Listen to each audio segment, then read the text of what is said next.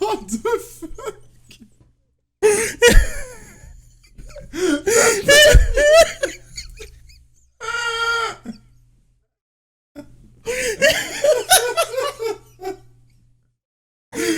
Bonsoir, Namdi. Bonsoir tout le monde, Panique. bonsoir, bienvenue, quel plaisir de vous retrouver. Alors, on est un peu rouillé, ça fait un moment qu'on n'a pas fait cette émission, donc fallait qu'on retrouve un petit peu nos petites marques. Donc on va accueillir Léane. Bonsoir Léane. Bonsoir, bonsoir. Bonsoir, ça va Léane? Ça va et vous? Ça va très bien. Alors j'ai une petite question Léane. J'ai l'impression D'après qu'il y a un toi, décalage. Qu'est-ce que c'est que ça? D'après toi? Ton rouleau à pâtisserie dont tu me charmes depuis tout à l'heure. Eh oui, et qui l'eût cru que c'était un rouleau de pâtisserie? Parce que pour moi, ça a pas la forme d'un rouleau de pâtisserie, quoi. On t'entend pas. Pour moi, c'est en bois, quoi, un rouleau à pâtisserie. Sur le coup, celui-là- j'ai cru que c'était une bougie. Oui, c'est vrai que ça ressemble à une bougie. Mais non, ça n'a pas le goût de la cire. Ça a pas le goût de la cire. Désolé, Léane. Donc on va reprendre notre sérieux. Léane est dans notre association depuis 1 an, 2 ans. Elle a travaillé avec nous. Un an. Ouais, 1 an. Non, 2 ans. Un an. Enfin, 2 ouais, ans. à peu Ouais. Bientôt. 2 Donc ans. elle a commencé vraiment à avoir un gros poste, c'était sur les flammes. Où t'as vraiment bossé sur un gros tournage avec nous, hein, avec MAP.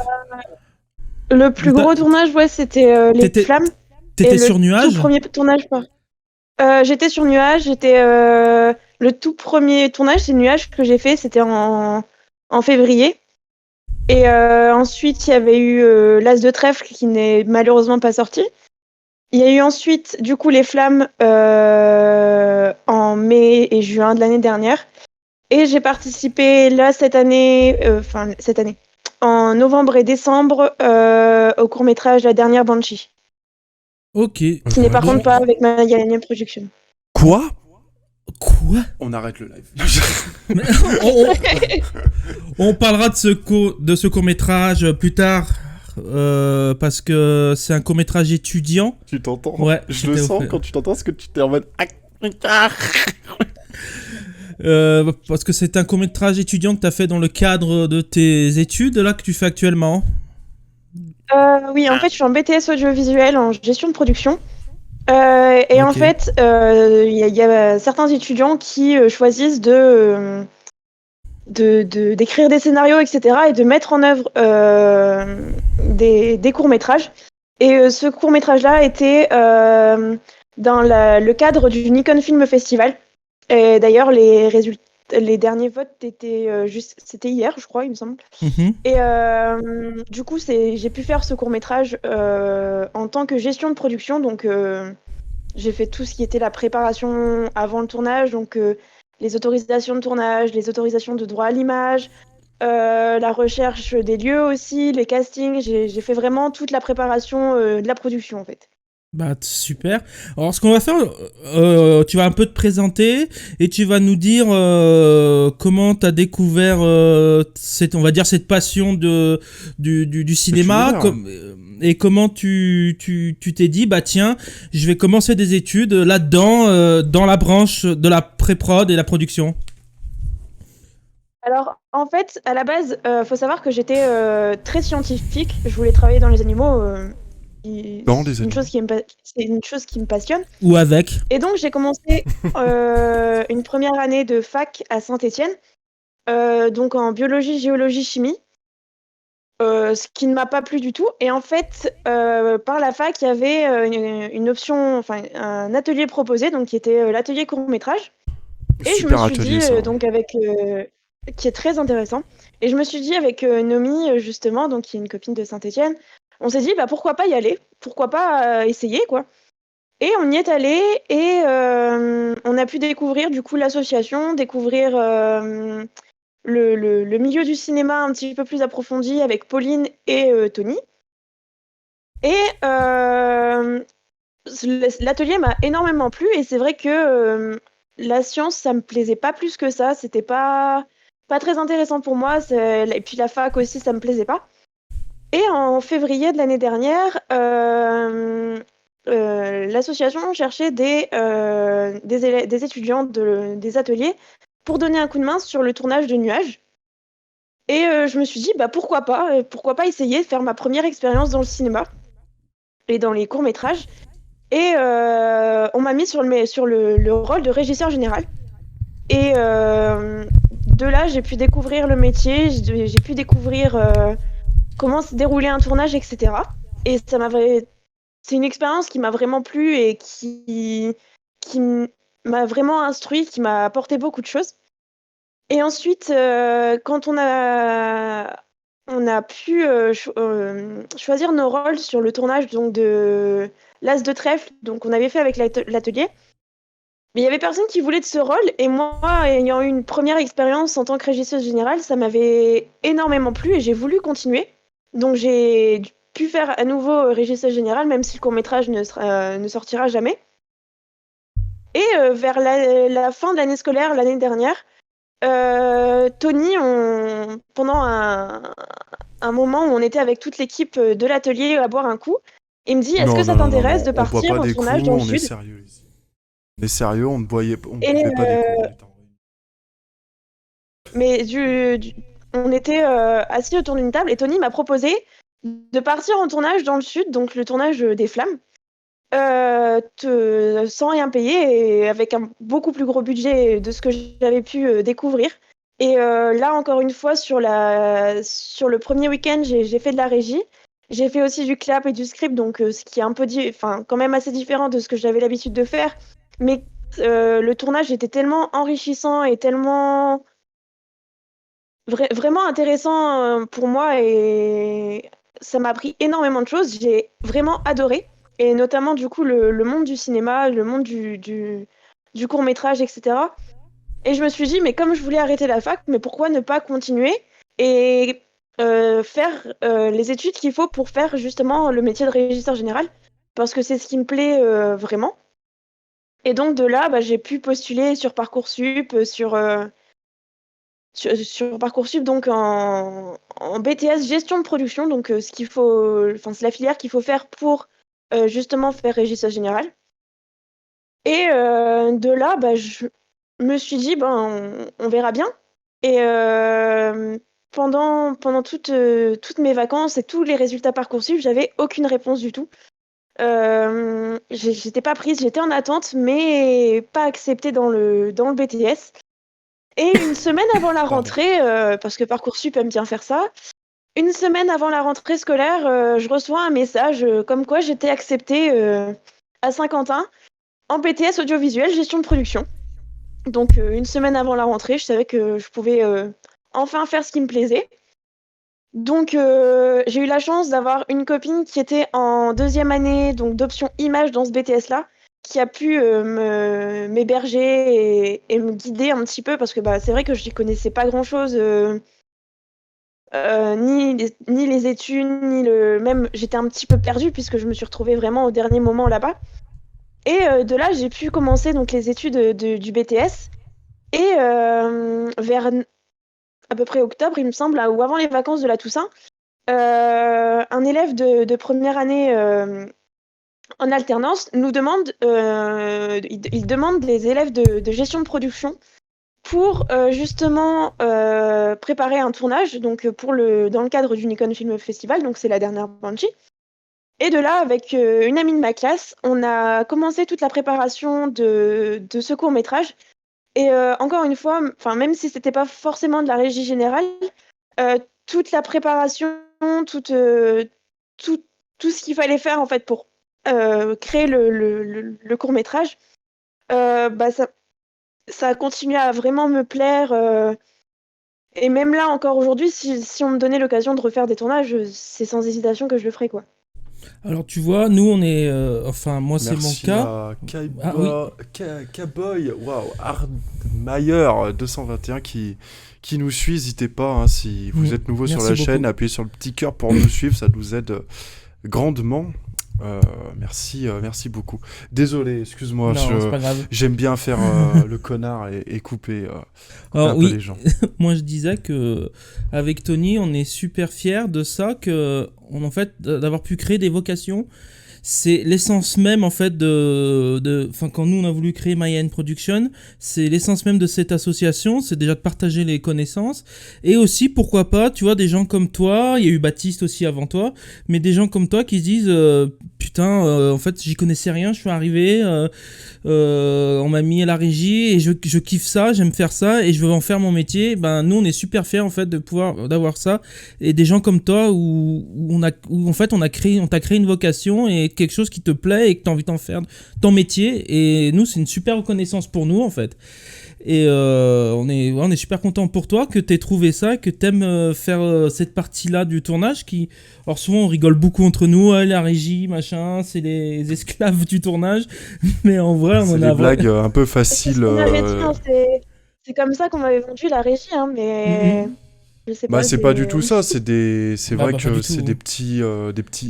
c'est des petits maillons, mais des maillons qui sont très importants. C'est que la régie, en fait, elle agit à tous les niveaux, Mhm, tous les plans. Et s'il n'y avait pas de régie, il n'y aurait pas de matos qui arriverait sur le tournage, il n'y aurait pas les petits Bah les imprévus acteurs. qui arrivent, etc. Il n'y aurait pas les acteurs non plus, etc. Merci à Tom Lime69 pour ton petit follow, ça nous fait très très plaisir. Alors on a fait des animations super sympas, mais elles ont pas envie de s'activer. Non. C'est dommage, je suis trop triste. J'ai envie de pleurer. Je pleurais. Voilà, c'est bon. Et qu'est-ce qui te plaît dans la régie, dans tout ce qui est ce poste-là du tournage? Alors, déjà, je pense que la première chose qui me plaît, c'est que c'est jamais deux fois la même chose. D'un tournage à un autre, ce sera jamais les mêmes péripéties, ce sera jamais la même équipe. Enfin, ça peut se retrouver la même équipe, mais ce sera jamais les mêmes personnes, ce sera jamais les mêmes acteurs, ce sera jamais les mêmes lieux, etc. De pouvoir déjà voir de beaux paysages, parce que c'est ce qu'il faut se dire, hein. Quand on a tourné Les Flammes, on a vu on a découvert des villages qui étaient vraiment très beaux. Et le fait aussi, en fait, de devoir trouver parfois des petits tips au dernier moment pour régler une petite péripétie sur le tournage, etc., des trucs comme ça. C'est ce qui me plaît vraiment, en fait. Et on m'avait vendu la régie la première fois comme étant, on m'avait dit, la régie, c'est la maman du tournage. Et en fait, de prendre soin un petit peu de l'équipe, de trouver les petits tips, c'est vraiment ce qui m'a plu. Et je m'en suis rendu compte aussi que ça me plaisait vraiment, c'est quand on a fait des tournages jusqu'à parfois 3h30 du matin, et bah, notamment Les Flammes, justement. Et même si on se levait tôt le lendemain, bah, ça me dérangeait pas. En fait, j'étais vraiment au taquet dès le lendemain. Non, non, vous inquiétez pas, tous nos tournages se terminent à l'heure. Jamais on a tourné jusqu'à 4h du matin. Madame, vous mentez. C'est quoi ces allégations? Enfin. Oh, attendez. Miroades qui dit mafia jusqu'au bout avec la casquette. Je pense qu'il y en a qui te suivent, Oui, oui. suivent sur tes Bonjour, petits Pierrot. streams. On se retrouve peut-être tout à l'heure pour un petit Age of Empire. Après le live, Après on le live. recommence un autre Et live. est-ce que... Moi j'ai une question, parce que je trouve que c'est important. Maintenant là que ça fait maintenant que pratiquement presque la moitié de l'année là que tu as commencé tes études, est-ce que ce que tu as découvert sur nos plateaux avec nous, sur les postes que tu as fait en régie, tout ça, sur le travail que tu as effectué sur Map, est-ce que on est rapproché par rapport à ce que tu apprends ou pas du tout, on est très loin Alors, de la réalité d'un Bah, tournage. pour les nouveaux en maps, hein, soi, je c'est Main pense Production. que Hein. Désolé. Désolé, En je soi, fais je des petits pense sous-titres. qu'il y a quelques trucs, il y a quelques trucs qui diffèrent forcément parce que dans le BTS, forcément, il y a parfois des très gros budgets, même pour par exemple, le matériel. Mais après, forcément, c'est pas la même expérience, en fait, je vais dire, parce que, comment dire, dans le BTS, déjà, nous, en tant que gestion de production, si il n'y a pas de court-métrage étudiant à côté, on ne voit pas du tout de technique. On voit pas du tout comment fonctionnent les caméras, etc. Ça, c'est un truc que j'ai pu du coup un petit peu découvrir aussi avec ma production. Après, enfin, tous les cours théoriques qu'on a pu avoir avec l'atelier, j'ai été heureuse de les faire parce que quand je suis arrivée au BTS, on a fait ces parties-là, qu'on a fait certaines parties techniques ou même tout ce qui était, par exemple, les feuilles de tournage, etc. Même les demandes d'autorisation de tournage. C'est des choses que j'avais vues avec My Alien Production et que j'ai pu revoir avec le BTS. Donc c'était vraiment intéressant de voir que voilà, j'avais déjà des bases. Certaines choses, on les a approfondies avec le BTS parce que forcément, la gestion de production en telle quelle, c'est encore différent de la régie générale. Parce que nous, en gestion de production, on fait vraiment toute la paperasse en fait, d'un tournage. On va faire les devis, les factures, les contrats de travail, etc. Et forcément, ça, c'est peut-être des choses que j'ai pas vues avec My Alien Production. Mais j'ai été heureuse d'apprendre tout ce que j'ai pu apprendre avec My Alien Production parce que ça m'a toujours fait des bases et des connaissances pour le BTS. Je suis pas arrivée sans rien. Mhm. J'allais te poser la question, c'est qu'en fait, ouais, on t'a apporté, enfin, ce que t'as appris lors de l'atelier et puis l'expérience que tu t'es fait sur les différents tournages auxquels t'as participé, t'as apporté un certain bagage qui t'a permis en fait d'être tout de suite OP au BTS en fait. Que peut-être que certains C'est ça, arrivaient oui. sans rien et tout en fait. C'est ça, je sais que certaines personnes de ma promo sont arrivées sans rien ou sans vraiment de base de tournage ou de gestion de production en telle quelle. Et moi, c'est ce que j'ai vraiment aimé pour pouvoir faire en arrivant, de pouvoir exposer mes connaissances, pouvoir appliquer aussi ce que j'avais appris. Et ça, c'était vraiment pour moi un gros, un gros plus dans mon arrivée du BTS parce que avant l'atelier, j'avais vraiment aucune notion, aucune connaissance. J'avais jamais mis un pied sur un tournage ou quoi que ce soit. Et là, de pouvoir arriver au BTS et d'avoir des connaissances, de déjà avoir vu du métier, etc., c'est vraiment un gros plus. D'accord, bah c'est super cool pour toi en fait si ça t'a aidé en plus à avancer plus vite dans tes études et à prendre un peu d'avance sur les autres, je sais pas si c'est le mot, mais d'être plus à l'aise tout de suite sur un tournage, sur les TD que tu dois faire et tout, c'est super reconnaissant du travail qu'on fournit Ah ouais, non, avec vraiment, qu'on a fait c'est ce avec que ça toi et m'a puis qu'on apporté. fournit en fait avec Maps, ça montre que notre philosophie fonctionne et on est ouais enfin moi je sais que je suis super content de ça ça fait un peu être auto-centré map là mais je suis super content de ça de voir ça que ça aide vraiment les gens à se lancer et à montrer en fait qu'on dit pas des bêtises quand on partage des connaissances et tout donc c'est super. Ouais, parce qu'on aurait pu t'apprendre n'importe quoi finalement, hein. Bah On oui. aurait pu te dire que les feuilles de service ça servait à rien, les découpages non plus, etc. Mais du coup, j'avais quelques petites questions supplémentaires au niveau des expériences. Alors après, nous, c'est vrai que on a un peu ce point de vue un petit peu moins objectif parce que on a déjà travaillé ensemble, etc. Donc il y a des moments, des questions peut nous paraître un petit peu idiotes, mais pour les personnes avec qui t'as pas encore travaillé et tout, ça peut être pertinent de poser ce genre de questions et tout.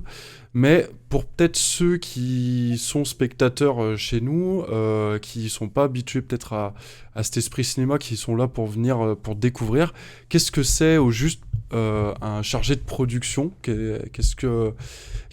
Comment tu le, comment tu le définirais toi?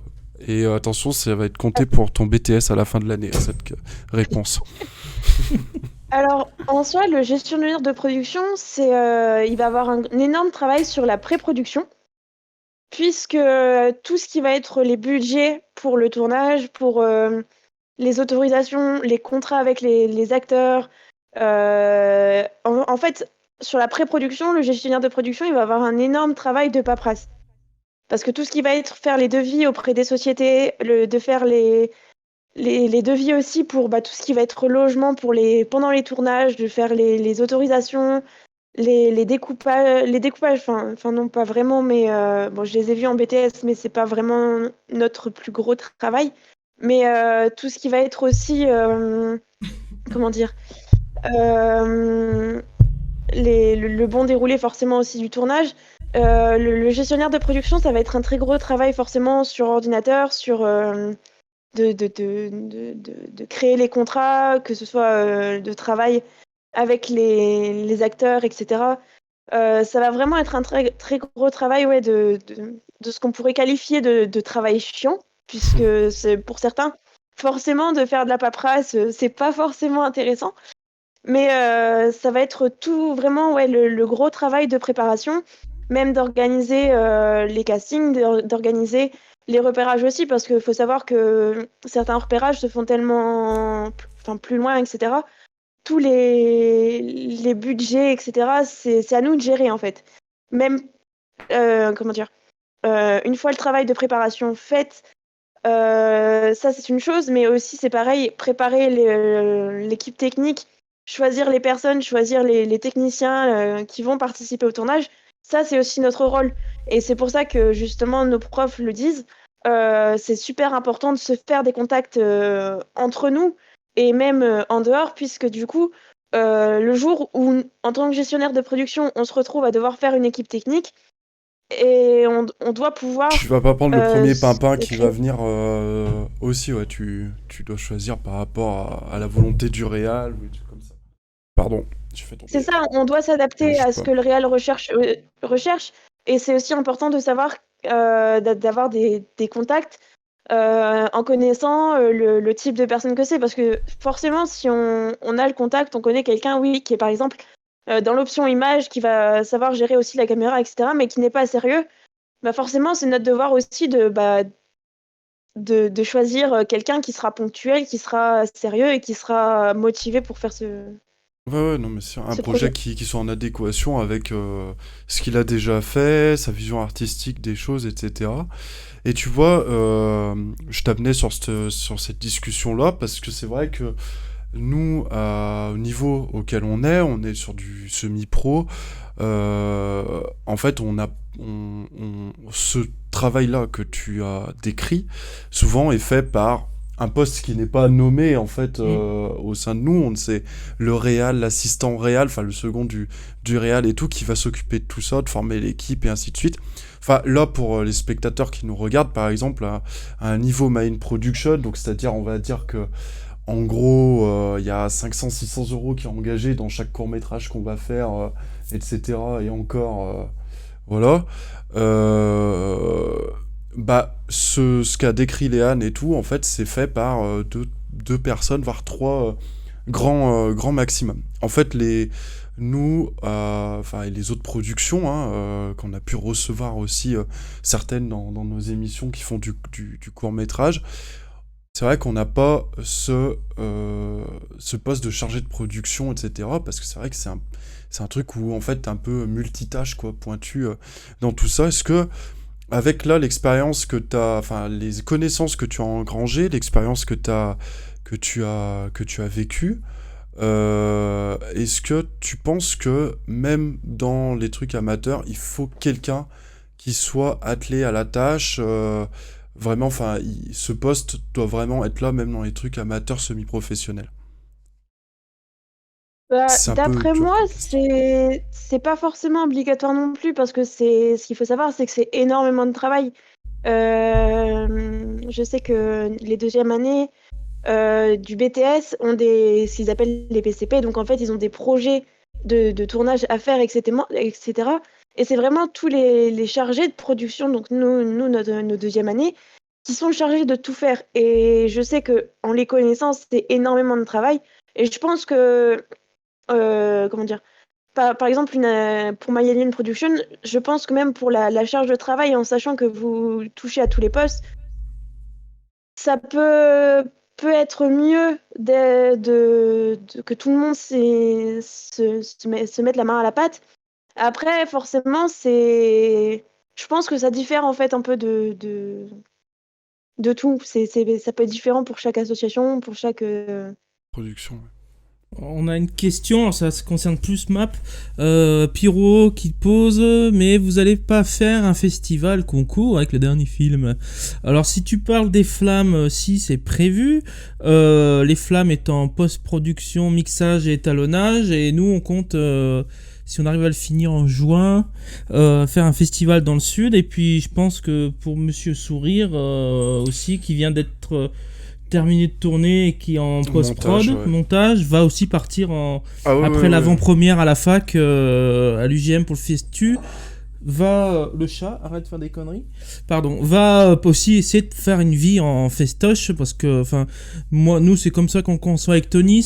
On se fait plaisir à créer un objet artistique, un objet filmique. C'est pas que pour faire mumuse entre nous et se dire, putain, on a tourné quelque chose. C'est aussi l'emmener et lui donner une vie autre que YouTube ou Sofa VOD ou autre plateforme vidéo sur Internet. C'est lui donner une vie déjà en salle, si on peut. Donc c'est pour ça que je trouve diffuser un film comme Monsieur Sourire à l'UJM en avant-première, ça lui donne une vie en salle. Et si on peut encore donner une vie en salle de cinéma avec un public autre que... Parce que souvent c'est des publics un peu qu'on connaît, mais un autre public, c'est cool. Et en plus faire des festivals, si, c'est super important. Ça permet c'est un peu de l'ego, mais de se rivaliser de notre niveau, savoir où on est. Quand on est accepté dans des sélections, ça donne un niveau un peu des productions qu'on fait, parce que si t'es sélectionné, c'est que t'as atteint un certain niveau. Oh, le chat! C'est que t'as un certain niveau qui fait que t'es éligible à faire des festoches. Donc si, nous, notre but, c'est maintenant depuis, on va dire nuage. C'est vraiment l'objectif, c'est aller en festival et l'inscrire le plus possible dans des festivals. Et même si on gagne rien, c'est cool si on gagne, hein, ça fait plaisir, ça flatte l'ego, ça flatte tout ça. Mais c'est aussi se dire, on a été sélectionné, on a fait partie d'un palmarès, même si on n'a pas gagné le premier prix ou n'importe quel prix. On a quand même participé, on a quand même été sélectionné, et ça fait toujours plaisir. Donc oui, tous nos courts-métrages... ça dépend du réalisateur, oui, parce qu'il n'y a pas que nous qui réalisons dans l'asso et tout, mais voilà, on a cette volonté de vouloir faire concourir de plus en plus, allez, la bouteille de Pepsi qui tombe, de vouloir faire concourir de plus en plus les créations de nous, de nos membres qui voudraient réaliser des films sous l'étendard Main Production, parce que c'est quand même super important. Et pour YouTube, alors si tu parles des flammes, je ne sais pas. Si tu parles de Monsieur Sourire, oui, il sera sur YouTube, accessible à 100% gratuitement. Voilà. Alors, les flammes, peut-être en fin de vie de festival et de sa vie en salle et festival, je verrai avec Bruno, qui est le scénariste du film et le financeur, avec Ebécourt, qui est sa boîte de prod. Vu qu'on parle de ça, moi je trouve que sur avec Ebécourt et sur les flammes, on s'est un peu rapproché, je pense, d'un fonctionnement comme tu décris, Léane, presque professionnel, parce que Émilie, elle tenait un peu ce rôle de chargée de production avec Bruno qui était là pour parce que moi j'étais à Saint-Étienne, eux ils étaient dans le sud, donc c'était eux qui ont recruté l'équipe principalement, qui sont occupés de la gestion du budget et de l'achat s'il fallait, de la location de matériel. Donc ils ont, je pense, bien tenu ce rôle là sur ce, alors ils l'ont fait à deux, hein, mais sur ce court-métrage, et j'ai trouvé que en fait c'est assez confortable d'avoir des personnes comme ça, chargées de prod et régie générale, que c'était le poste d'Emilie aussi sur le plateau, d'avoir ces gens-là qui sont très bons en gestion et qui arrivent à gérer. Je trouve que en tant que réal, ça te libère la tête, en fait, parce que nous avec Tony, comme tu disais, c'est qu'on a l'habitude de tout faire nous-mêmes, même si on se partage un peu comme ça, et c'était hyper confortable d'être presque dans un écosystème pro d'un tournage qui se rapprochait presque d'un vrai tournage, quoi, et d'avoir tous ces postes-là qui géraient toute l'intendance, qui est hyper importante. Mais c'est vrai que là, comme tu as décrit le rôle Léane et tout, ça montre que aussi il faut que ce poste existe et que quelqu'un soit en charge, en fait, d'une manière ou d'une autre, d'une partie de l'organisation d'un tournage, et qui ne soit pas forcément le porteur de projet. Je sais pas si tu si tu es d'accord avec moi, mais pour moi, je trouve qu'il y a un petit peu trop cette habitude où quand on va parler des réalisateurs qui veulent se lancer, qui ont peu de budget, etc., où on essaye un peu trop... Enfin, c'est aussi de la faute du réal, hein, je dis pas que c'est de la faute des autres, mais je pense que les réals ont tendance à... Les porteurs de projets, du coup, on a tendance à vouloir avoir la main mise un petit peu aussi sur tout. Et on organise tout nous-mêmes, on fait tout nous-mêmes, etc. Enfin, les budgets, les machins, et ainsi de suite. Et c'est vrai que y a ce truc que, du coup, ça nous écarte de l'artistique, ce pourquoi, normalement, un réalisateur est fait. C'est-à-dire créer créer une chose et tout, respecter le cahier des charges, c'est une commande, bien évidemment. Mais voilà, après, je sais pas ce que t'en penses de ce que je viens de dire, etc. Et Pyro Hades, il y a au moins 2 films par an qui sont prévus chez Main Production. Pour répondre à ta question. Bah, en soi, je peux pas vraiment décrire le confort que ça vous apporte parce que du coup, j'ai vraiment, comment dire, j'ai jamais été à la place d'un réal ou d'un assistant réal, donc je peux pas vraiment me dire le confort que ça apporte. Mais c'est sûr que on a un rôle très important quand même, et il faut se le dire. Et justement, malheureusement, je pense que le côté paperasse, le côté,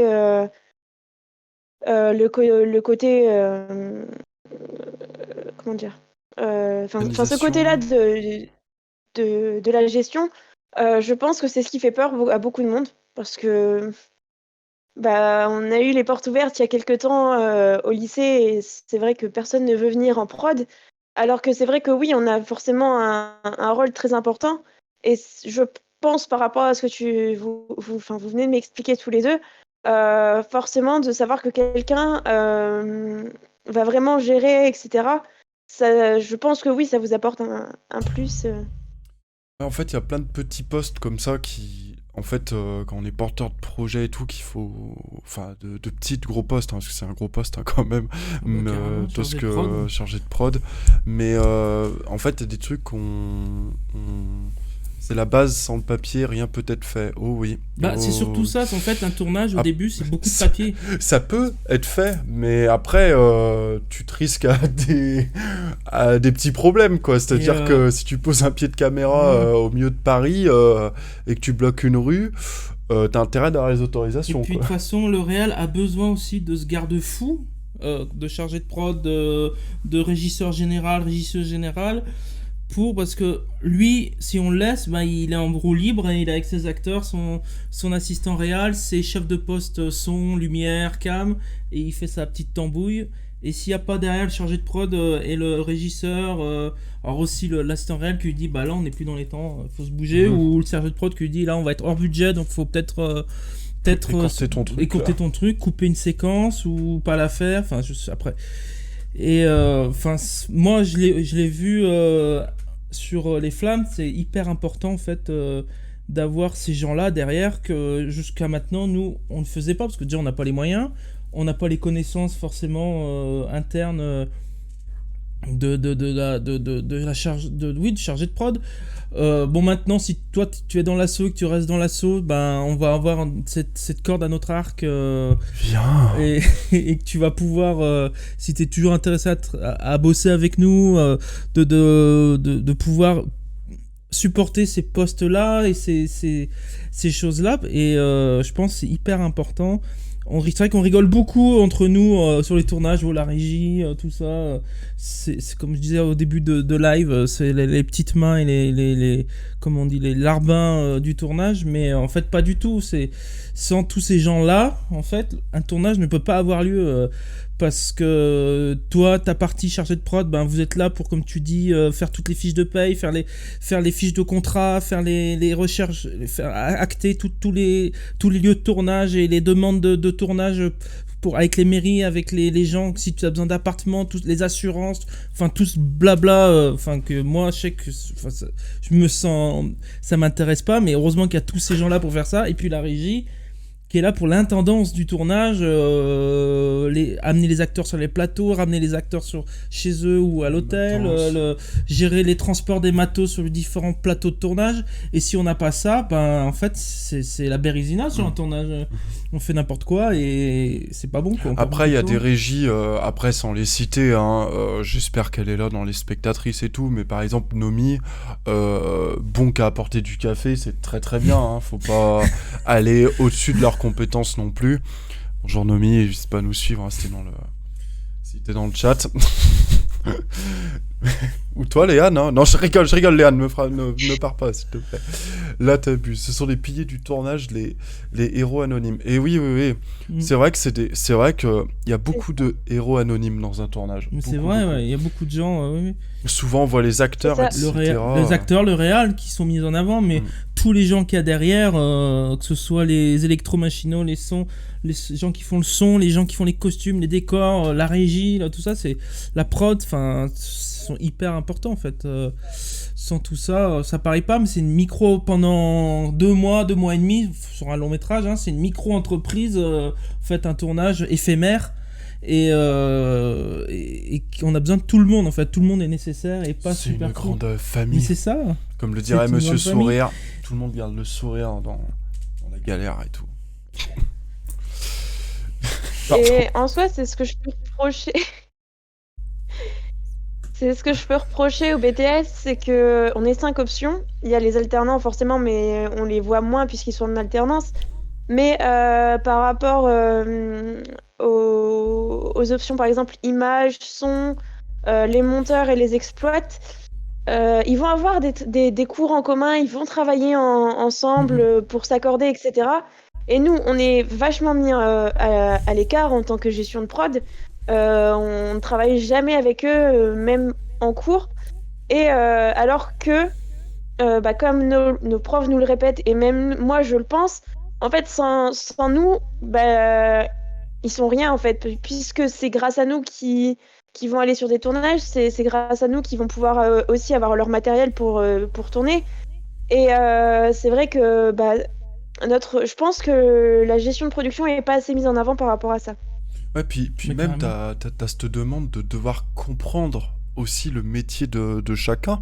Tu dois savoir ce que c'est du bon son, tu dois savoir ce que c'est un bon cadreur, un bon directeur de la photo, etc. Donc tu dois avoir une compréhension quand même de leur métier. C'est que la gestion de prod doit avoir une compréhension de chaque métier qui doit aller sur un tournage et doit savoir à quoi sert chaque personne et chaque corps de métier sur un tournage, parce que c'est toi qui les recrutes, c'est toi qui sont là. Après, c'est vrai que je pense pourquoi ça intéresse moins, c'est que tu travailles beaucoup dans l'ombre, t'es très peu sur le set de tournage, parce que tu travailles beaucoup en amont, et pendant aussi, mais t'es moins sur le set de tournage, t'es plus dans le bureau à régler les... C'est un peu le mauvais rôle, on va dire que... Je sais pas si c'est le mauvais rôle, mais... Non, mais en fait, souvent... t'es pas souvent sur le plateau, quoi. Très peur. Je pense que c'est ce qui fait vraiment peur aussi en tant que gestion de production. Et c'est pour ça aussi que moi, je ne veux pas faire gestionnaire de production en tel quel. Je veux vraiment me diriger vers la régie générale, puisque c'est ce qui m'intéresse le plus. De pouvoir être sur le tournage, de pouvoir gérer les aléas, mais sur le terrain, en fait. Certes, je pense que ça doit être intéressant de le gérer depuis l'extérieur, puisqu'on n'a pas le visuel sur les choses, on n'a pas la même vision des choses, je pense, que par rapport à toute l'équipe qui est sur un tournage. Mais c'est vrai que moi, ce qui m'intéresse le plus, c'est justement d'être sur le tournage, de régler les petits tips, d'être là pour m'occuper aussi de l'équipe, parce que il faut se le dire, pour tout ce qui est... par exemple, donner à boire. Je sais que, par exemple, sur les flammes, il faisait très chaud. Ça me plaisait en soi de rappeler à l'équipe de boire entre les prises, etc. Tellement il faisait chaud. On dirait quand t'es vraiment des teubés qu'on savait même pas s'hydrater, tu sais qu'elle était là en mode « Allez, tu bois, petit Amaury, allez !»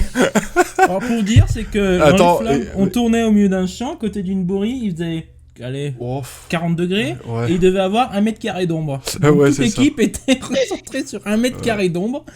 Ouais, enfin, elle nous rappelle de boire et tout. Qui c'est qui a failli tomber dans les pommes? Hein? Tu vois, ça c'est des choses que j'ai pas vécues moi. Bah, j'étais sur les flammes, mais. Non, mais là, t'étais en train de partir sur l'autre set de tournage, Ok. toi, à ce moment-là, Et en tu fait. vois, il y a des trucs tu vois, en tant que réal, tu vois, on n'a pas eu beaucoup de relations tous les deux. Moi, en tant que réal, et toi, à la Enfin, régie. Non, mais calme-toi quand même. au sein du tournage, on sait pas, à part les soirs après qu'on a bouffé ensemble, mais je veux dire, sinon, qu'on a bouffé avec toute l'équipe, putain, mais arrête, Tony. Mais au moment du tournage, je trouve on n'a pas eu, je sais pas si ça se passe comme ça vraiment sur un tournage pro. Putain, mais je mouille de la bouche. Bah, vaut mieux mouiller de la bouche que d'ailleurs. Mais on n'a pas eu de. Enfin, c'est vrai que nos postes se sont pas beaucoup croisés en fait. Je sais pas. Bah, c'est vrai, à part surtout le deuxième week-end, quand j'ai fait. Non, vraiment le premier week-end aussi. Mais quand j'ai fait le clap et le script, c'était un peu, je pense, les seuls instants où on a pu échanger un petit peu, et encore, c'était très bref. C'est vrai que sinon, oui, c'est. Bah, ça a pas été. Ouais, enfin, on n'a pas. C'est Je pense vraiment que t'as eu en plus de coup de relations vent, avec Tony. Je pense que t'as eu plus d'échanges, un peu plus d'échanges avec Tony qu'avec moi, parce que lui, il était plus près de l'équipe, à gérer l'équipe. Ouais, moi j'étais technique, surtout avec son mec, moi. Oh putain. Et voilà. Mais qu'est-ce que je voulais dire? Ah oui, j'ai la bouche sèche là, je sais pas, je me mouille de la bouche. Mais va te chercher à part, je sais pas quoi te dire, frère, tu veux que je te crache dans la bouche? Et tu regardes que j'avais une solution. Pipatapi, pitapatapou, t'as plus la bouche qui mouille.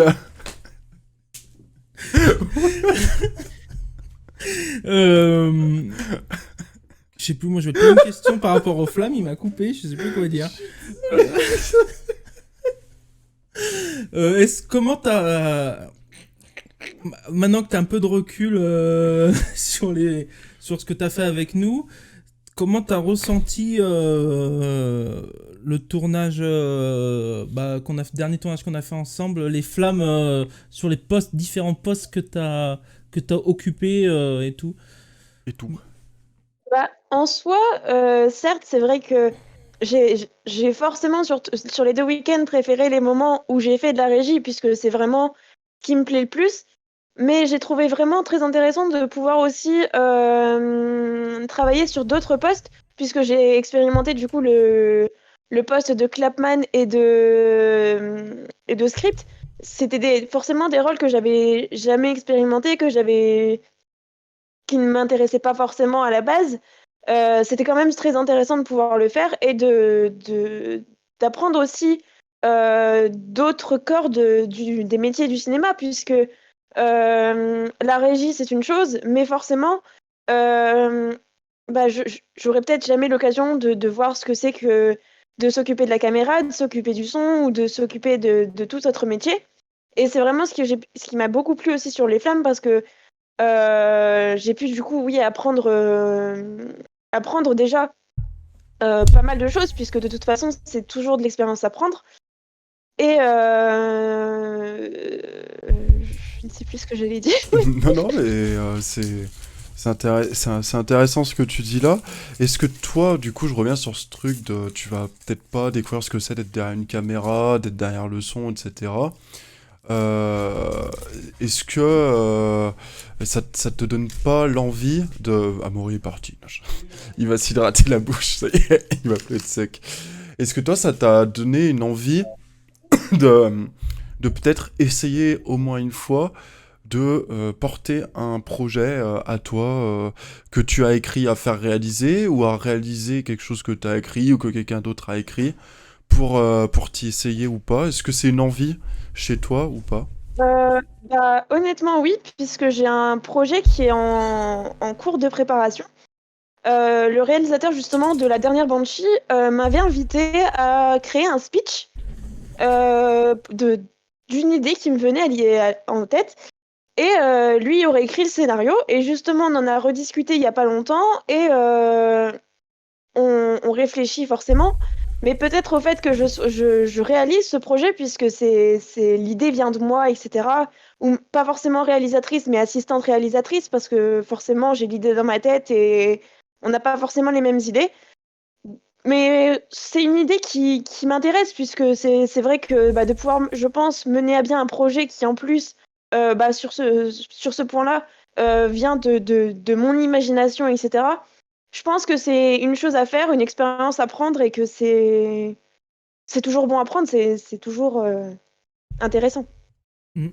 Bah ouais. Après, est-ce que t'as pas peur d'être frustré puisque t'as créé quelque chose, de pas être vraiment aux manettes en tant que réal, d'appliquer vraiment ce que tu veux, enfin, t'es prêt, ça peut paraître bête hein, comme question et tout, mais t'es prêt à accepter par exemple d'être le second plutôt que le réal, finalement, même si des moments dans certaines configurations, par exemple Amaury et moi, quand on est réal, assistant réal et tout, on s'écoute quand même vachement beaucoup et tout, mais des moments, voilà, je pense que quand t'es réal et tout, t'as cette espèce de truc tu sais que c'est toi qui as, entre guillemets, le dernier mot, sauf quand la prod te déglingue le fion parce que tu dépasses, mais voilà.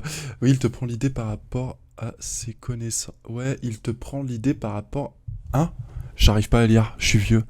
Ouais, il te prend l'idée par rapport à ses connaissances. J'ai pas compris, Pyroades. Je crois que je suis un peu bête. Si tu veux reformuler, s'il te plaît. Mais du coup, pour répondre à ta question, en soi, j'avais déjà pensé à l'option de justement le réaliser, ce court-métrage. Mais je préférerais pour le premier court-métrage qui du coup vient de mon imagination, commencer en étant assistant réel plutôt, pour avoir une vision un peu plus reculée de la chose, parce que j'ai vu forcément des réalisateurs faire, enfin vous réaliser les courts-métrages, etc. Mais j'ai vraiment aucune expérience dans la réalisation. Et donc je préfère pour la première option, commencer par faire comment dire, en étant assistante réelle, et après éventuellement devenir réalisatrice sur un autre court-métrage. Mais pour ma première expérience en réalisation, je préférerais justement avoir l'expérience de quelqu'un d'autre au-dessus de moi qui puisse me guider un petit peu aussi. Hmm. Ok. Alors, je reviens sur le commentaire de Pyroades. Putain, je vieillis, c'est horrible. Bah, il lui donne son projet et lui, il a des connaissances pour que ça marche par rapport à sa popularité, oui, son expérience. Oui, ok, oui. Ok. Donc, Pyroades a 40 fois mieux compris que moi l'idée de Léane. Bon, bah, je vais tout laisser Pyroades hein, En animer. soi, en soi, c'est moi qui ai créé le speech. Après, je lui avais vraiment donné pas mal de bases aussi sur l'univers que je voulais créer, etc. Et j'ai reçu là, cette semaine un premier jet du scénario.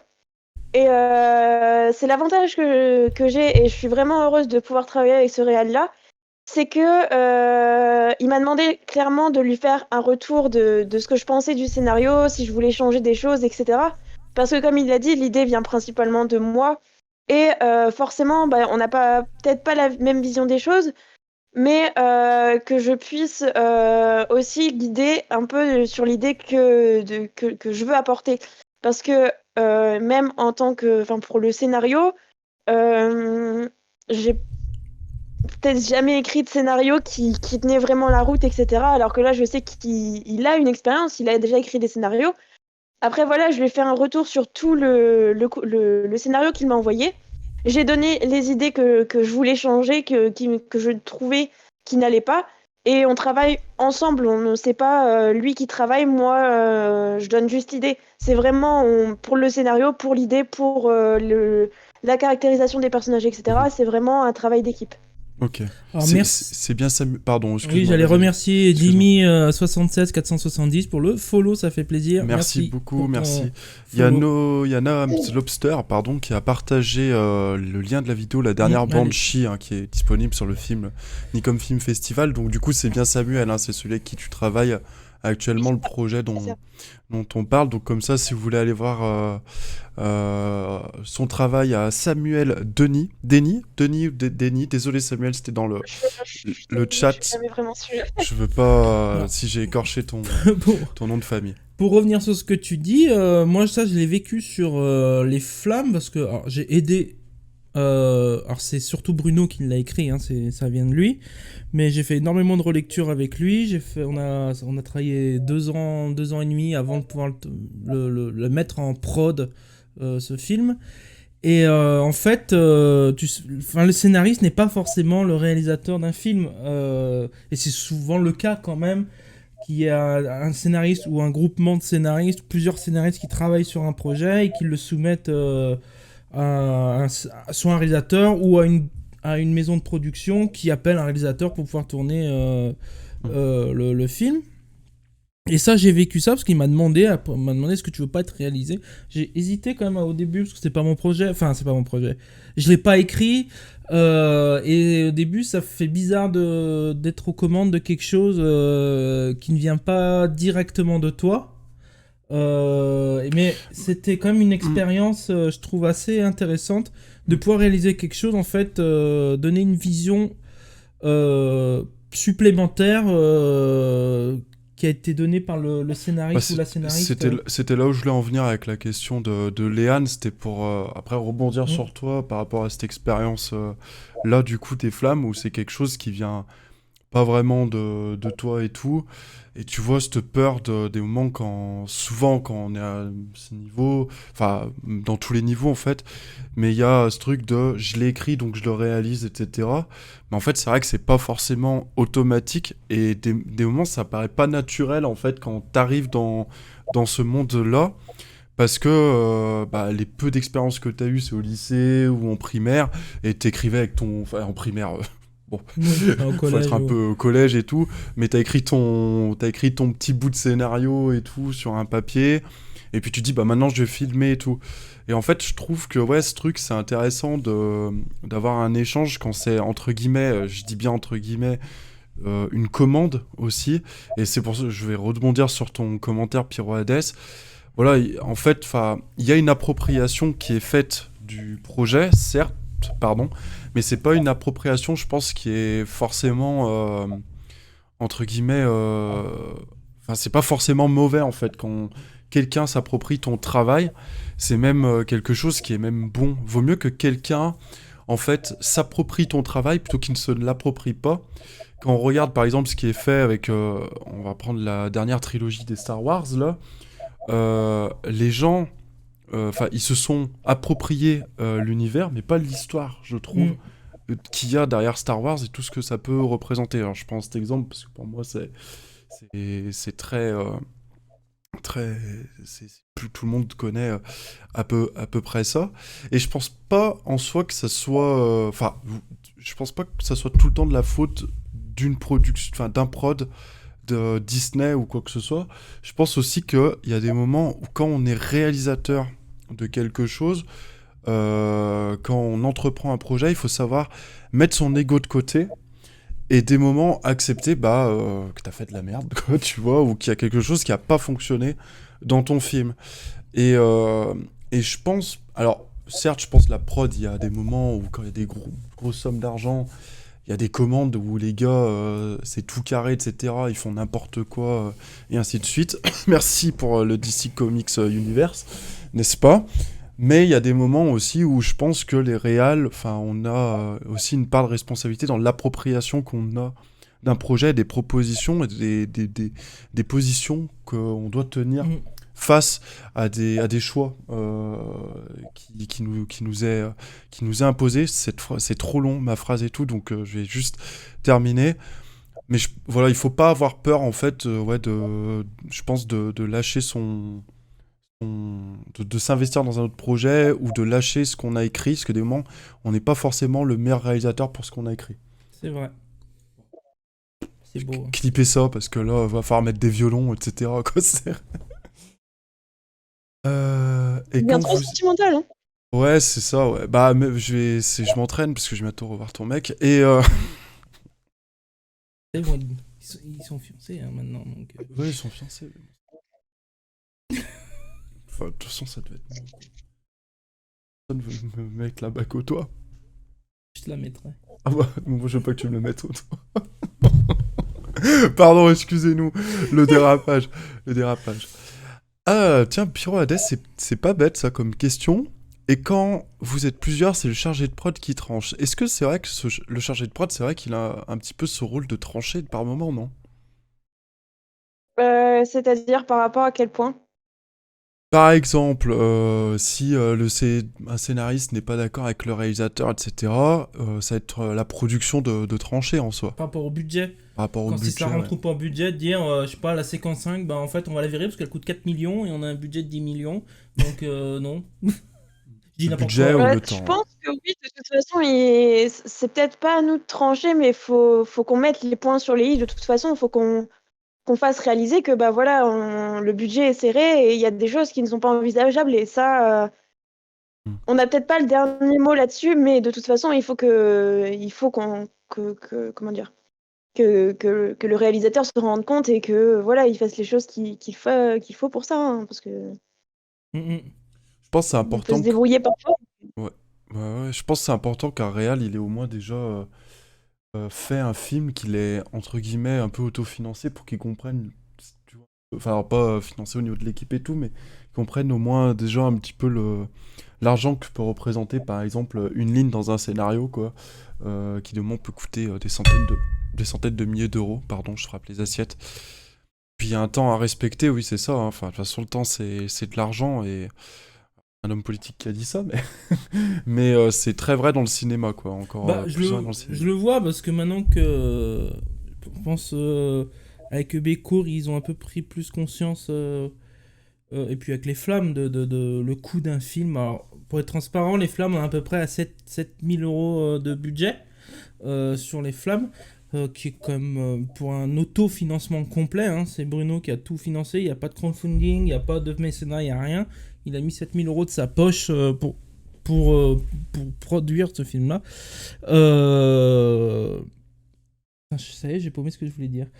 Je... Euh, je suis pas du tout de cet univers-là, l'audiovisuel, mais le podcast m'a accroché, c'est super intéressant. Bah, Ah, merci, beaucoup, Dimi. Merci beaucoup. on est Merci, content. ça fait super plaisir.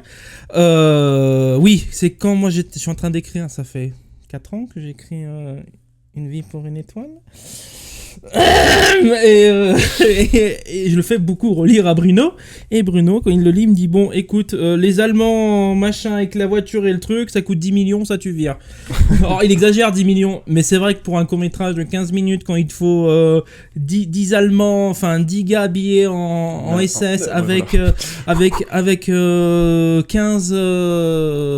15 figurants qui se font buter, avec un village en mode 1940 et tout. Bah, quand tu y réfléchis que t'as un court métrage, bah, c'est vrai que t'as pas les moyens de mettre 5-6 000 euros sur une séquence juste pour faire buter 3 mecs, C'est ça. tout ça. Ça illustre bien. En fait, t'écris un truc dans ta tête, t'écris ton film, tu le fais relire par une prod, et la prod te dit bah non, mais c'est pas possible, ça coûte trop cher, faut que t'es courte ou on fait sauter la séquence. Et je trouve que ça rejoint bien ce que disait Tony, puis ce que tu disais, c'est que le chargé de prod est là pour ça. En fait, pour dire, non, on n'a pas le budget, quoi. Soit tu l'as fait, mais t'es courte et tu enlèves des choses, soit on fait sauter la séquence telle qu'elle est parce qu'elle n'est pas envisageable et tournable. Et Bruno m'a un peu mis ça dans la tête, en fait, en me disant que, en fait, t'écris, tu vas le plus loin possible, et au fur et à mesure, tu décantes, et quand tu commences à faire le budget, que tu sais que tu vas faire un court-métrage, que t'as 3 000 euros de budget, en tout, tu peux pas te permettre de dépenser 1000 balles dans une séquence qui va durer 1 minute et demie, tout ça, en fait. Même pas une... enfin, Je pense que c'est le recul aussi qui m'a permis de faire certaines remarques sur le scénario justement que j'ai reçu là cette semaine. Parce qu'il y avait forcément, il y a certaines idées parfois. On a des idées qui sont un petit peu, je veux dire, entre guillemets, extravagantes. Et par exemple, on va voir grand, on va voir des choses de magie ou des choses avec beaucoup d'effets spéciaux. Et quand on se rend compte du budget qu'on a, et là justement, c'est un court-métrage qui sera étudiant, c'est aussi ça me permet aussi d'avoir ce recul par rapport aux idées, comment on va faire ça par rapport au budget qu'on a. Parce qu'il y a certaines choses, forcément, quand on a des petits budgets, si c'est un peu trop poussé, dans l'extrême des effets spéciaux ou des façons de le faire aussi, parce qu'il y a certaines choses, c'est très compliqué de le réaliser, de le mettre en place pendant un tournage. Et je pense que c'est peut-être aussi le fait d'être en gestion de prod qui m'a permis d'avoir ce recul. Hmm. Après, tu vois, l'effet, je trouve, pervers quand aussi tu es conscient de ça, c'est que des moments, en fait, tu vas écrire en pensant déjà comment ça va être fait. Et enfin, c'est un double effet en fait. C'est soit tu vas te dire, ok, ça va être la galère, mais je vais trouver un système D quand on n'a pas de budget et tout, parce que du coup, bah, t'apprends à te dire, ok, bah là, je peux pas faire cet effet-là. Mais est-ce que si par exemple je transforme un peu ça ou que je le fais d'une autre manière et tout, ça coûterait un petit peu moins cher et ainsi de suite. Et ça tape. Mais je trouve quoi, le défaut qu'après quand de te dire, je sais combien ça coûte, des moments t'es là, t'as un peu cette espèce de truc à l'écriture de te brider. Et après, je pense des moments où il y a un peu un plafond de verre, où quand on n'en est pas encore là pour le moment, mais je pense qu'il faut savoir éclater et se dire, ok, bah là, il va falloir que je passe à un niveau supérieur de Mais budgétisation on y est presque, je trouve, pour avec le Map. faire. Voilà, c'est Là, là, on est un- on est Là, on est vraiment... en entre-deux avec Map où on a des projets, ou même dans notre écriture, où on a des projets qui coûtent pas très cher, enfin pas très cher, qui coûtent pas une blinde à tourner, et en même temps, on commence à avoir des projets où on a besoin de budget en fait. Alors je dis pas 10 000 euros, hein, mais entre 4 000, 5 000 euros pour Ouais. le tourner. Et on est toujours. Et là, c'est souvent en réunion de bureau qu'on se voit avec Tony, on se pose la question. Comment on voit l'avenir de My End Production, comment on fait pour vouloir tourner ces courts-métrages, comme Sandwich, qui est un projet, moi à l'estime comme ça, je dis 5-6 000 euros. Si on paye pas les gens, c'est juste comme on a fait sur Les Flammes, hein, on paye pas les gens, mais on défraie, il y a de la location de matériel, il y a Voilà, beaucoup... Pyro Hadès, Voilà. t'as ta réponse de tout à l'heure. Mais on est entre deux, c'est comment on débloque ces sous-là. Est-ce qu'on fait du fonds propre avec une aide partielle de My End Production qui est là aussi parce qu'on veut plus on avance, plus on veut que My End Production soit en mode prod, vraiment prod de film, ou on fait du mécénat ou du crowdfunding comme on a fait sur Il était une fois Tom, où c'était un travail monstrueux de suivi pour essayer que les gens donnent même 3 euros. Ça pourrait être une prochaine émission VAT, d'inviter quelqu'un qui travaille pour un site de crowdfunding pour qu'il parle des projets audiovisuels et tout. Ça serait super qu'on trouve quelqu'un comme ça. Donc là, je trouve qu'on est un entre-deux de gestion de budget, de comment on gère le budget, comment on budgétise et comment on finance nos projets. Ice Tea is good. Vanessa, à chaque fois que tu bois de l'ice tea, il sort le slogan Ice Tea is good. Donc ouais, là on est en entre-deux, je trouve. Compliqué à gérer. Ouais. Après, je pense qu'on n'est pas encore prêt à le dépasser pour cette année et tout, mais je pense que ça va arriver dans deux petites années qu'on va venir éclater tout ça. Mais après, ce qu'il faut, je sais plus ce que je voulais dire. Du coup, je croyais que c'était une urgence sur le stream. Moi un aussi. problème. Du coup, ça m'a coupé dans le truc. On devrait désactiver nos notifications quand on stream, bon sang. Mais ouais, pour parler de budget aussi, de revenir sur le budget, c'est aussi le fait je sais pas si t'as encore vu ça, toi, dans tes expériences et tout, mais comment financer un projet ? Et surtout un court-métrage. Et comment rentabiliser un court-métrage ? Et ça, c'est des questions que nous, on est en plein dedans, là, actuellement. On y réfléchit. Edouard, avec encore hier un autre membre de l'association, on y parlait. C'est comment on rentabilise un budget et comment on trouve un budget. Alors moi, je suis pas dans ce délire-là. Enfin, j'ai dit plusieurs fois, dans la rentabilité d'un court-métrage. C'est très compliqué, je trouve, de dire rentabiliser financièrement un court-métrage. Quand je dis rentabiliser, c'est vraiment amortir, en fait. Enfin, oui, c'est vrai que le mot est mal choisi, mais c'est amortir, voire au moins rembourser ce qui a été investi pour moi. Tu vois, je trouve que enfin, je sais pas si tu partages mon avis, Léane et tout, mais le court-métrage, c'est un petit peu le truc, j'ai l'impression, c'est on va faire à perte, tu vois. C'est les flammes, 7 000 euros, c'est à perte, quoi, tu vois. Monsieur Sourire, 652 euros, c'est à perte. Tu vois ce que je veux dire?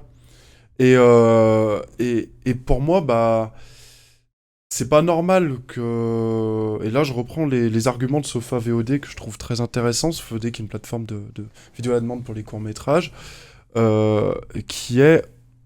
Tu payes pour aller voir un film, tu payes pour entrer dans un musée, pour aller voir un concert.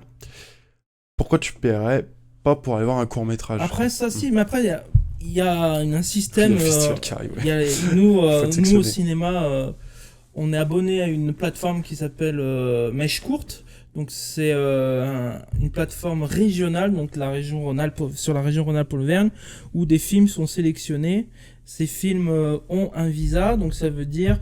Donc, soit on fait ce qu'on appelle des avant-séances, donc ça porte bien son nom, donc avant le film, on passe un court-métrage, ou on fait des séances de court-métrage. On fait une séance spéciale court-métrage où on enchaîne 2, 3 courts-métrages. Mais ces courts-métrages, après, il y a cette solution-là. Mais c'est pas toi, en tant que réal, qui arrive avec ton petit court-métrage, dis bonjour, Mèche Courte, je veux que mon court-métrage soit dans votre catalogue. Ouais, mais Ça marche pas comme ça. C'est que eux, ils font une sélection tous les ans. Il y a comment on appelle ça, une commission de sélection. Ils sélectionnent des courts-métrages, souvent des courts-métrages qui ont gagné des prix en festival et qu'ils les mettent dans leur catalogue, ont un visa. Donc ça veut dire qu'un cinéma, à chaque fois qu'il décide de passer ce film-là, on rentre le visa et comme tout film qui a un visa, il y a une part distributeur, il y a une part de machin. Ça, c'est une manière, je pense à la production qui a produit le film, de plus ou moins rentabiliser, même si j'aime pas le mot, son film. Après, moi, je trouve bon, sans parler de financièrement de rentabiliser ton film, je trouve que c'est aller en festival, c'est le porter en festival, le montrer en festival, essayer de gagner des prix sur ce film-là. Alors des prix, c'est pas forcément de l'argent, c'est un prix meilleur film, meilleur acteur, meilleur décor, meilleur pour tout ce que tu veux. remarqué.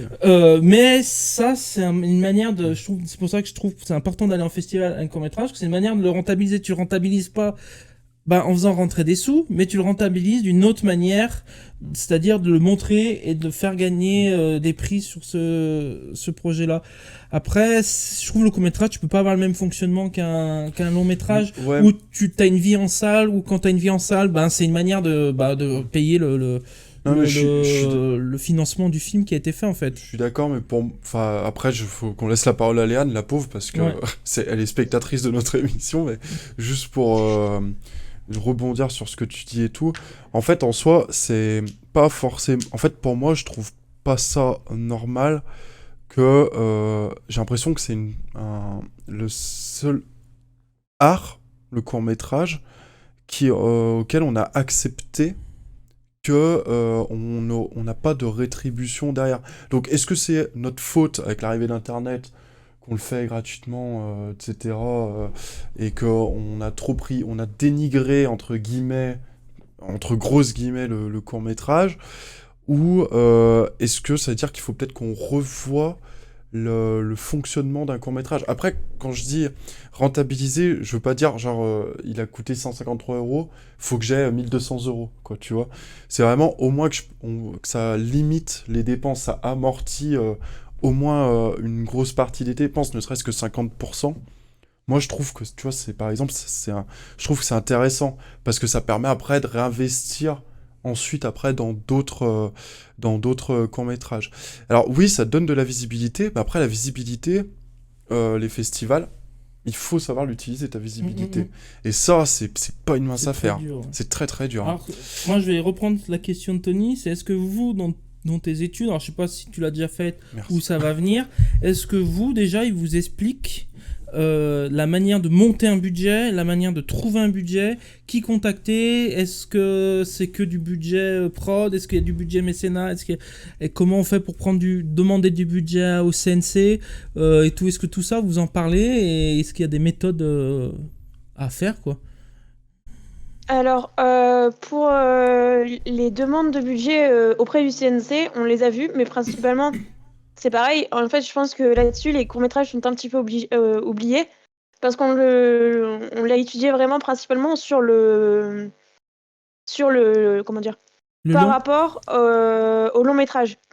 Et en soi, comment dire, il faut remplir énormément de critères déjà pour obtenir un financement du CNC.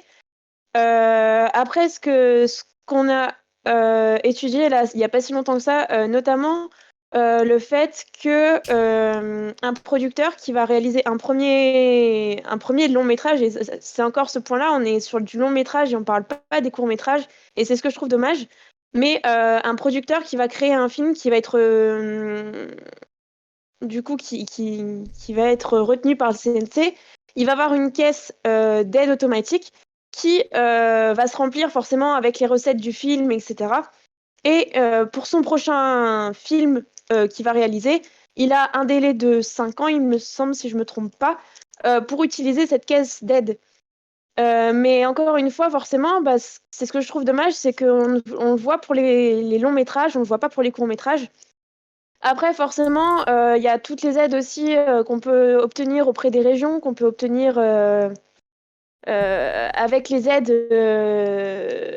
des coproductions aussi, puisque forcément, quand on coproduit le film, il peut y avoir des apports en numéraire, comme des apports en matériel, en personnel aussi. Et c'est forcément ce qui va aider à financer. Mais encore une fois, je pense que vraiment là-dessus, même nous, ce qu'on étudie, les courts-métrages sont vraiment totalement oubliés parce que on ne sait même pas si, enfin moi personnellement, je ne sais pas si un court-métrage se finance de la même façon qu'un long-métrage. Alors après, c'est une vision, je trouve, un peu normale durant tes études, parce que normalement, tu vas être mené à bosser sur du long. Enfin, j'espère pour toi que tu vas réussir à bosser sur du long, sur des Ouais, grosses prods. j'espère. Même, tu vas bosser sûrement sur du court aussi, mais je pense, eux, ils veulent vous pousser à bosser sur du long, dans de la De toute prod façon, de long, donc c'est normal qu'ils c'est vous ça qui expliquent. vend, hein. Ben non, mais oui, mais Non, non, et puis mais- c'est là où il y a du boulot Voilà, en fait. bah oui. C'est le C'est long sûr. métrage. Souvent le court métrage, il y a du travail court métrage, mais le court métrage, alors peut-être moins dans l'animation, parce que l'animation c'est un peu autre chose. Oui, Mais c'est un le peu- court métrage en prise de vue réelle, c'est souvent une rampe de lancement en fait. Ça permet de faire connaître souvent le réalisateur, le scénariste. Après, si ça marche bien, s'il y a des prix sur la lumière, le décor, machin, ça fait connaître tous ces gens-là.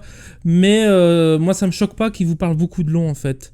Parce que vous allez être mené à bosser là-dedans. C'est faire du long métrage, être en chargé de prod. Parce que je sais pas s'il y a énormément de chargés de prod qui font du court. Et tout ça, donc... Pas vraiment, non. Mais c'est pareil, même par rapport, vous parliez de la rentabilisation du court-métrage. C'est pareil pour le long-métrage, forcément, on l'a vu en cours, on a vu que forcément, il y avait, avec les recettes du film, il y avait aussi avec tout ce qui va être la publicité. Enfin, il y a plein de choses qui vont faire, qui vont apporter de l'argent aux producteurs et qui va faire aussi partie du coup de la rémunération du réalisateur qui est rémunéré selon les recettes justement. Mais c'est vrai qu'on ne parle pas assez, je pense, de comment aussi évoluer nous dans le milieu du court-métrage parce que il nous parle beaucoup de long-métrage, mais rien ne dit que certaines personnes préféreront pas le Non, court-métrage c'est au sûr. long-métrage ou...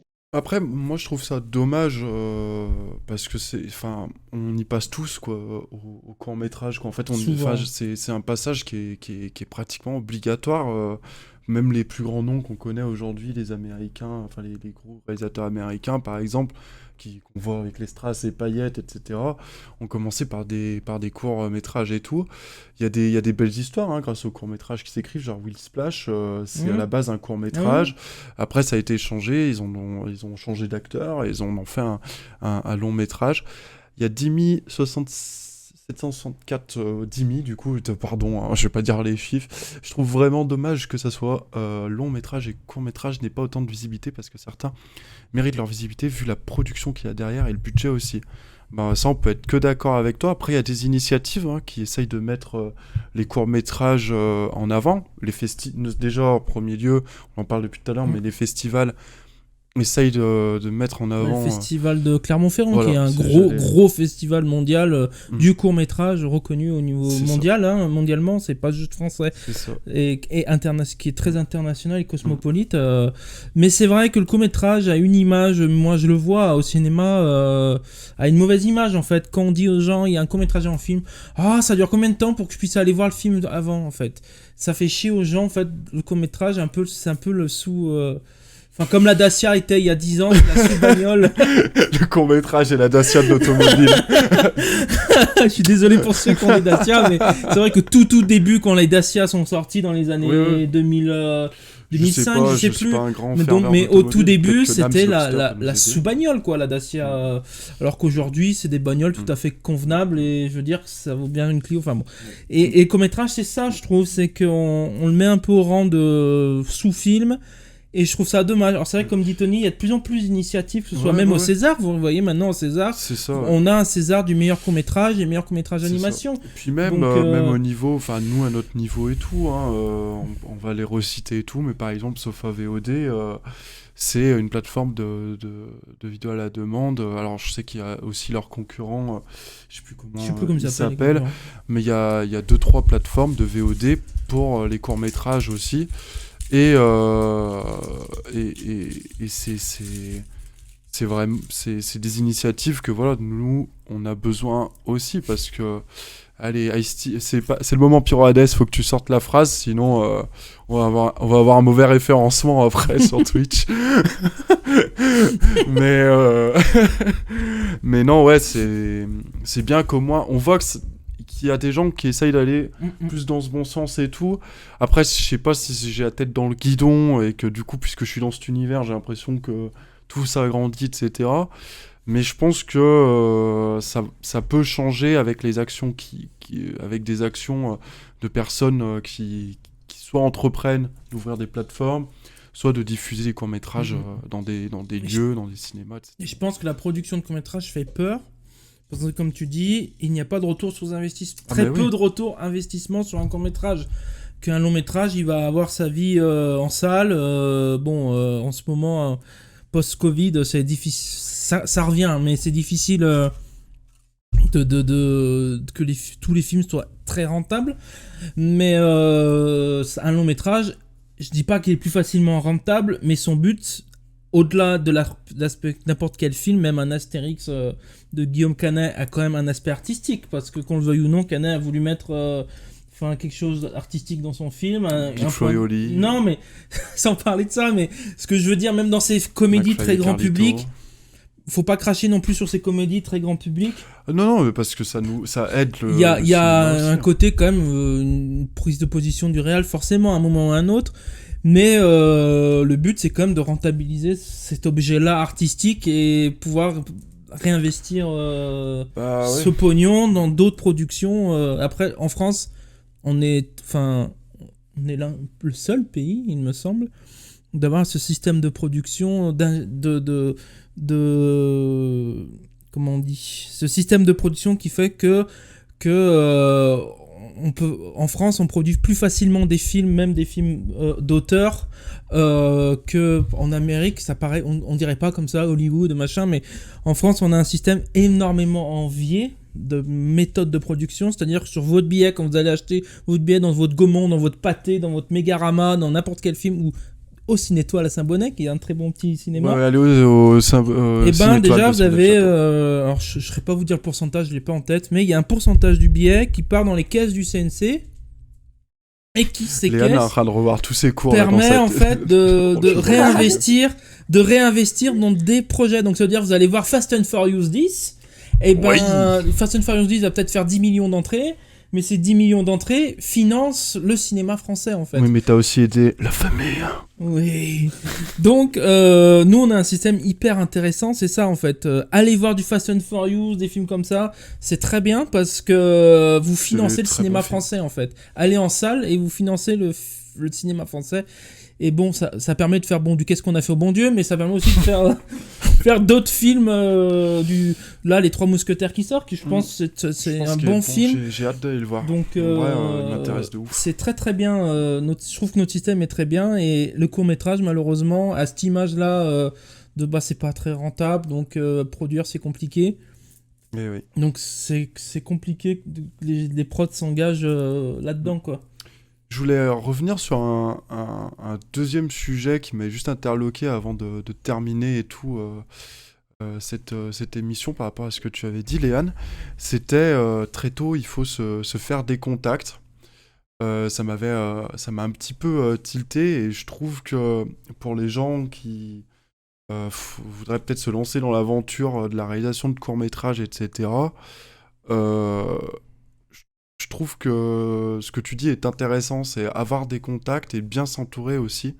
Ça permet de faire un bon film, quoi, de faire un truc quand même qui est bon. Enfin, je sais pas si tu voulais rajouter quelque chose par rapport à ça, parce que je voulais qu'on en parle un peu. En soi, je pense que le fait de pouvoir avoir des contacts, etc., même de pouvoir constituer une équipe solide où on sait que voilà, les personnes qu'on va engager, ce sont des bosseurs, ils vont être motivés à fond, motivés à bloc, ils vont vraiment nous avancer sur le projet. Je pense que ça peut permettre aussi, par exemple, de mener à bien un projet dans les temps impartis, parce qu'il faut savoir que si on dépasse trop le temps qu'on a donné, on a dit oui, on va tourner en temps de temps, voilà, le film va sortir à telle date. Voilà, je pense que de pouvoir avoir des bons contacts, de pouvoir s'entourer d'une bonne équipe, ça permet aussi de respecter les délais, parce que forcément, si on a un technicien qui va rien faire sur le tournage, ou qui va traîner un peu la patte, ou qui va pas donner du sien, derrière, ça pose problème en fait. Et surtout que justement, quand on prend du retard et qu'on te donne, le projet va sortir à cette date-là, et quand on a des aides, quand on obtient des aides, par exemple, soit du CNC, soit des coproducteurs, etc., forcément, après, ça entraîne des frais et c'est beaucoup plus compliqué après pour mener à bien le projet et mener à la fin.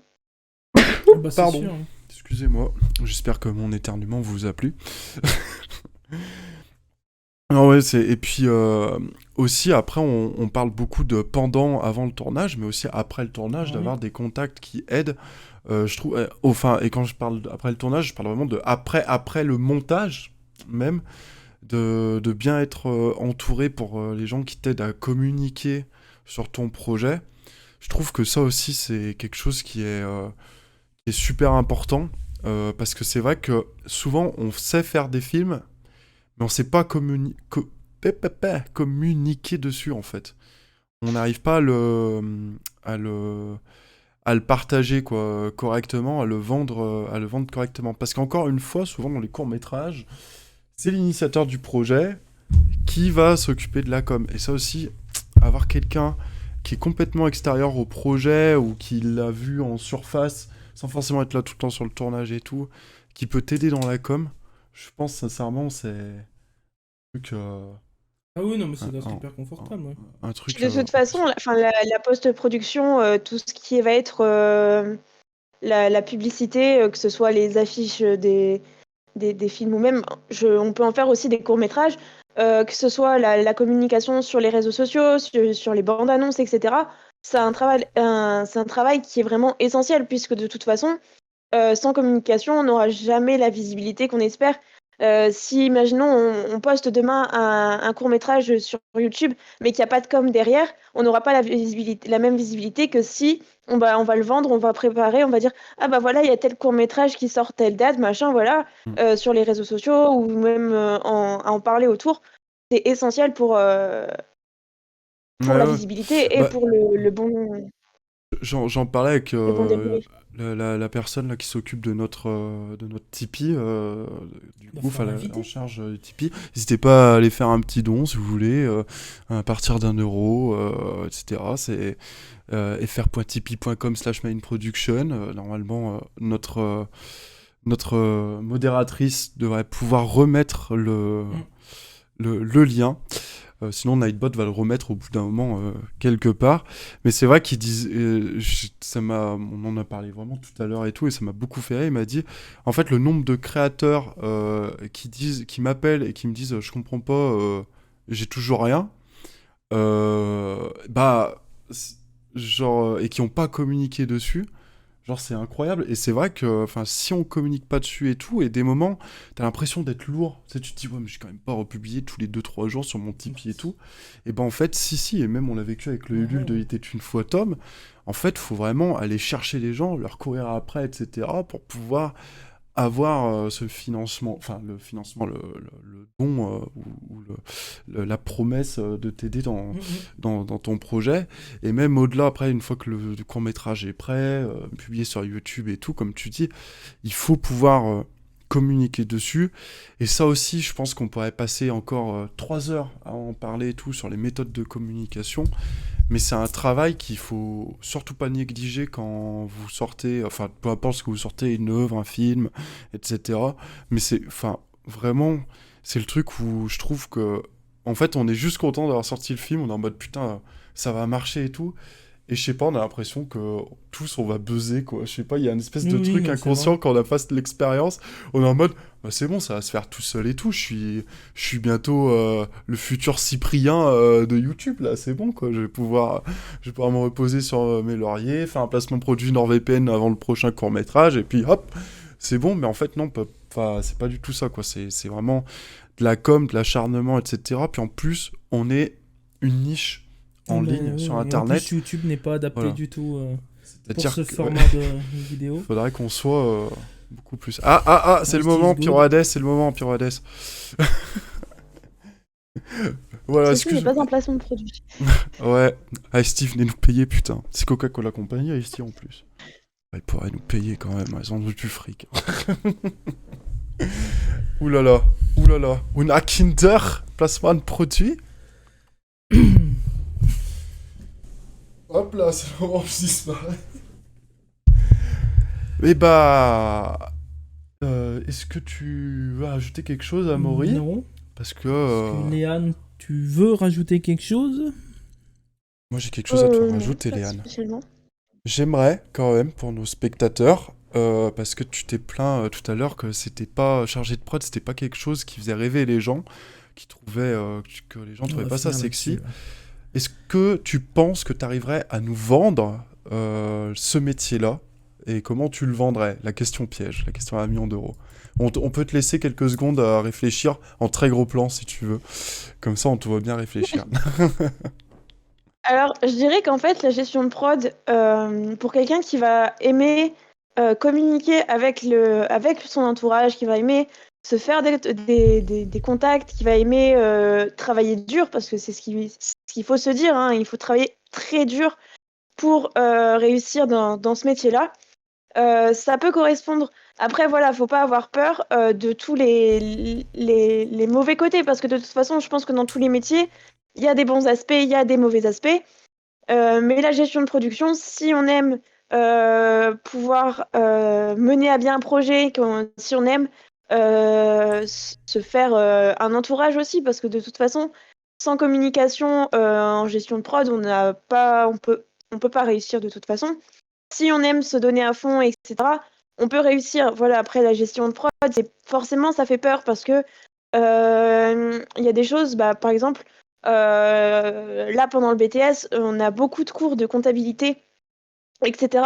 Mais si on n'a pas peur de ça et si on veut se donner à fond, on peut réussir. Et la gestion de production, c'est certes très oublié, mais il faut pas oublier qu'on a un rôle essentiel en fait dans la réalisation d'un projet, que ce soit court métrage, un long métrage ou autre. C'est ce qu'il faut se dire.